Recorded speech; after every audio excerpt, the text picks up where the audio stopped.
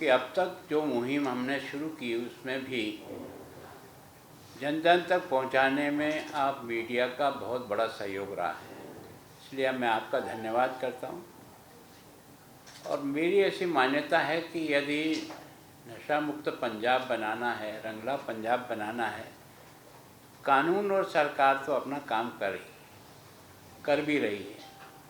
लेकिन जब तक यह एक जन आंदोलन नहीं बनेगा तब तक इसमें जिस सफलता के बारे में अपन सोचते हैं उस सफलता को हासिल करना कठिन सा लगता है, क्योंकि कानून तो सब चीज़ों का बने हुए हैं, लेकिन उसके बाद भी कानून के आधार पर किसी बुराई का अंत हो गया हो ऐसा नहीं है। और जहाँ जन आंदोलन बन जाता है वो ज़रूर सफलता की सीढ़ी पर चढ़ जाता है। तो यही सोच कर के मैंने जब से मैं यहाँ आया हूँ, और विशेष करके जब मैंने बॉर्डर के 6 में से 5 डिस्ट्रिक्ट में जो हमारे से पूर्व राज्यपाल थे उन्होंने विलेज कमेटियाँ बनाई हुई थी, और विलेज कमेटियों के साथ जब मैं बैठ कर के चर्चा कर रहा था तो वहाँ मुझे 3 स्थानों पर माताएं बहनें जो खड़ी हुई और उन्होंने जो वर्णन किया, उन्होंने कहा गवर्नर साहब और कुछ करो या ना करो हमें कोई, लेकिन हमारे बच्चों को नशे से किसी तरह से बचाओ। तो उनकी इस पीड़ा को, और मैं जो डेली रिपोर्ट देता हूँ क्राइम की, उसको, और जो कुछ भी यहाँ ड्रग का जिस तरह से पाकिस्तान की तरफ से ड्रोन से आ रहे हैं, रोज़ पकड़े जा रहे हैं,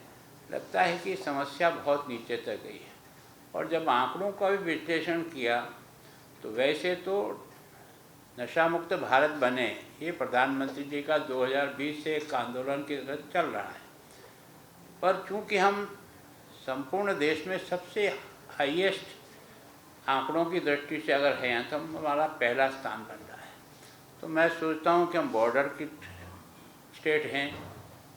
पाकिस्तान की बॉर्डर से निरंतर इसकी जो है तस्करी हो रही है